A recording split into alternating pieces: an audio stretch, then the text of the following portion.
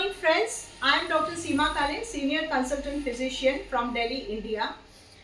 We are going to again start a new topic on ECG. For a long time, we have not discussed anything on ECG, and I have decided to go like case-wise, not chapter-wise. So to make it more interesting. So if you have not subscribed to my channel, kindly do so. There will be a lot of learning on ECG and as well as on other topics as well. And press the bell icon too. So a few days ago, we had one patient, a 54-year gentleman. He came with symptom of breathlessness. So he was ordered an ECG and echo. Breathlessness was for like 1 or 2 months. Patient was non-diabetic and normotensive. And on auscultation, there was no systolic murmur. So kindly show the ECG. So he showed us the ECG. He had come for an echocardiogram. Now you appreciate this ECG. So what is the glaring abnormality on this ECG? Immediately the T-wave inversion in the chest leads catch your attention. These are very deep T-wave inversion, asymmetric T-wave inversions. These are giant T-wave inversion.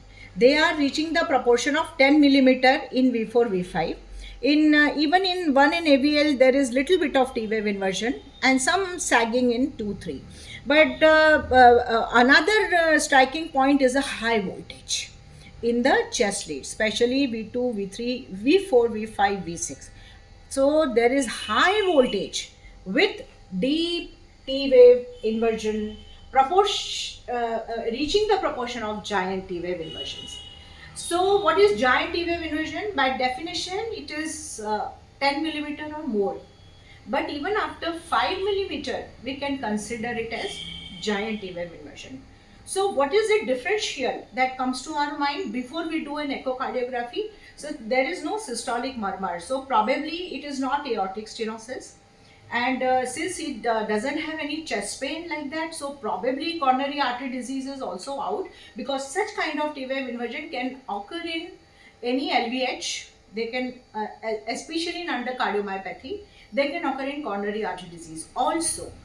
So we probably kind of rule out coronary artery disease just by looking at ECG, and because of the high voltages, because in coronary artery disease the voltages will go down, okay, and the symptoms are not suggestive of CAD. And so the first thing that comes to our mind is probably an apical hypertrophic cardiomyopathy.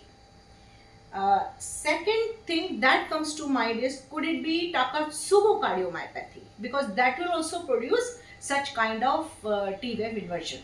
But again, Takotsubo may not have such high voltages. Then there is no history of acute stress given by the patient. So I think the diagnosis narrows down to some kind of LVH with the giant T-wave inversion. And apical cardiomyopathy was on the top list. Another differential for such kind of giant T-wave inversion are cerebral T-waves. So you can get them in CNS disorders, especially after accident, subarachnoid hemorrhage. You can get such kind of T-wave inversion. But since again there was no such history. So I think with that in mind, I started doing an echocardiography. So we'll now show you the echocardiogram. So you please come this side. Okay, below the name. Yeah. So this is the echocardiogram of the patient. Now you can see this is kind of modified long axis, parasternal long axis view. This is the septal area. This is okayish, little bit of hypertrophic maybe, but this whole is this apical part, and you see there's so much of hypertrophy here. So this was a clear case of apical. This is the still image. So this whole thing is hypertrophic, the whole apex like this. It was almost 21 mm. So this is a clear-cut case of apical hypertrophic cardiomyopathy. Now can you please focus on the board now? So hypertrophic cardiomyopathies, these are autosomal dominant genetic condition, whereas there is hypertrophy of the ventricular muscle. Mostly it is left ventricle, but it can occur in right ventricle also. It can occur in both ventricles also. It can occur as a generalized hypertrophy, or it can occur in some part of the ventricle, such as only hypertrophy in the septum or only hypertrophy in the apical area. Such like we had this patient of hypertrophy which was more pronounced in apical area. So this is apical hypertrophic cardiomyopathy. Now, of all the cardiomyopathies, hypertrophic obstructive cardiomyopathy is much more common as compared to the apical variety. Apical variety is found most of the time in Asian people, especially in Japanese. In Japanese, the percentage is like it can reach up to 25 to 35% of all the cardiomyopathies. The apical cardiomyopathy can be up to 25 to 35%. It was first, this entity was discovered by Yamaguchi in 1979 by a Japanese. So this is called Yamaguchi syndrome as well. Syndrome means it has a apical hypertrophic cardiomyopathy with some symptoms, and some complications may arise. There is a chance of atrial fibrillation or ventricular arrhythmias in such cases. So the key features, since our topic is of electrocardiogram, so key features on ECG in a case of apical hypertrophic cardiomyopathy are left ventricular hypertrophy. Now, as the LVH is the hypertrophy is confined to the apical area, sometimes we may not get such strong voltages in a case of apical hypertrophic cardiomyopathy. So there is left ventricular hypertrophy. The voltage criteria for the LVH, as in this case, was present. The RVs are so tall in V4, V5 that they are reaching more than like 26 millimeters, of course, which is the criteria for LVH.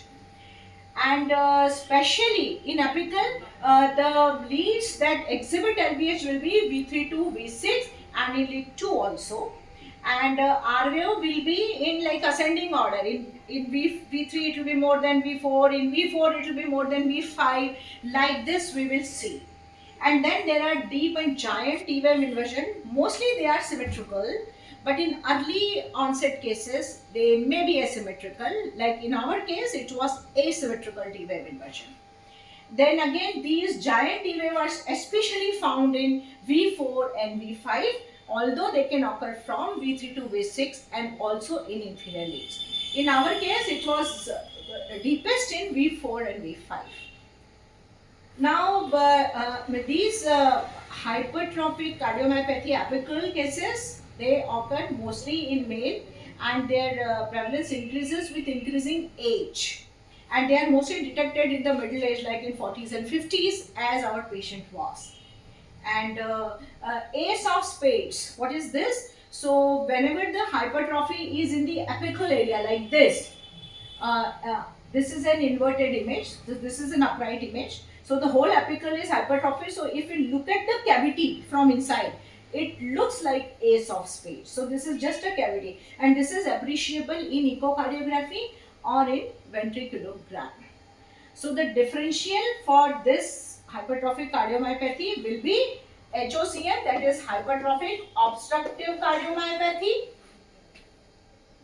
Then there will be aortic stenosis, which is causing hypertrophy and T wave inversion, but they will cause like strain pattern. So their T wave inversions will be mostly restricted to the lateral chest leads, 1 AVL like that, and not so deep.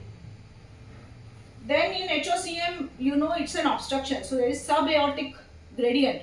So this produces a dagger-like Q waves in inferior leads or in lateral chest leads, and in 1 AVL also. And that is very pathognomonic of HOCM. And HOCM has more hypertrophy in the septum. So there are tall R waves in V1, V2 also. Whereas in apical, the tall R wave will start from, as I told you, mostly in V4, V5. They will start from V3 to V6. So they will be more in V3, then it will be more in V4 like this. So it will be 3 V3, then V4, then V5, then V6. And V4 it will be more than V5, V5 it will be more than V6, like that. So these are this is how we differentiate. We didn't get a murmur. So these are the differential. Then of course CNS disorders can cause giant T wave inversion, and stress cardiomyopathy like Takotsubo may cause giant T wave inversion, and any coronary artery disease can also cause giant T wave inversion, especially after the MI or post tachycardia syndromes. But then again the history will be different, and in stress cardiomyopathy and coronary we won't get high voltages, and in CNS disorder again there will be raised intracranial pressure, so history will be different. So this was a case of apical hypertrophic cardiomyopathy, and it was diagnosed on ECG. And can you just show one more time this ECG? And thank you very much for your kind attention. Jai Hind.